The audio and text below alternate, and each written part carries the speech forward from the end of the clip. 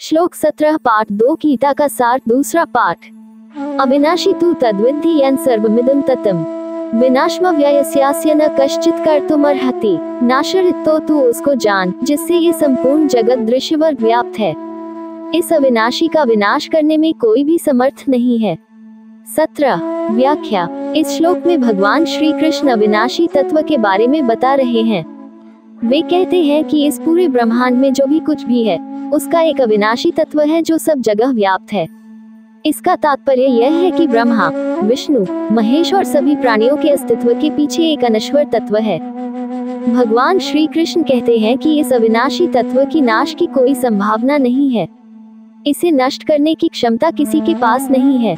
जो अविनाशी है वह शाश्वत और अटल होता है। ये तत्व संसार के सभी भौतिक रूपों और परिस्थितियों से परे है। इस प्रकार इस श्लोक का मुख्य संदेश यह है कि भौतिक वस्तुओं और शरीर की नाशवंतता के बावजूद आत्मा या अविनाशी तत्व हमेशा स्थिर और स्थायी रहता है। इस तत्व की वास्तविकता को जानना और समझना जीवन की महत्वपूर्ण सच्चाई है। श्लोक 18 पाठ 2 गीता का सार दूसरा पाठ। अंतवन्त में देहा नित्यस्योक्ता शरीरिणः अनाशिनो प्रमेयस्य तस्माद् युध्यस्व भारत। इस नाशरहित, अप्रमेय, नित्य स्वरूप जीवात्मा के ये सब शरीर नाशवान कहे गए हैं। इसलिए हे भरतवंशी अर्जुन, तू युद्ध कर। 18 व्याख्या। इस श्लोक में भगवान श्री कृष्ण ने शरीर की नश्वरता और आत्मा की अनश्वरता की बात की है। अंतवन्त में देहा, ये शरीर जो वर्तमान में हमें दिखाई देता है नश्वर है।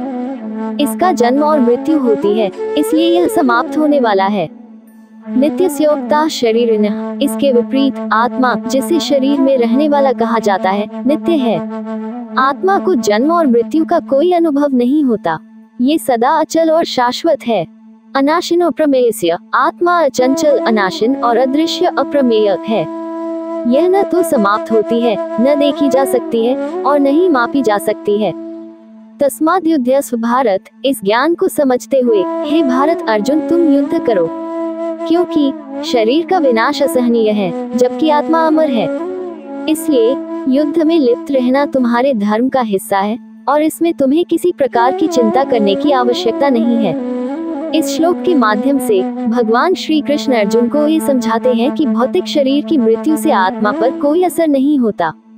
आत्मा अमर है और इसलिए वह अपने कर्तव्यों को निभाने में किसी भी प्रकार की संकोच या डर का शिकार नहीं होना चाहिए।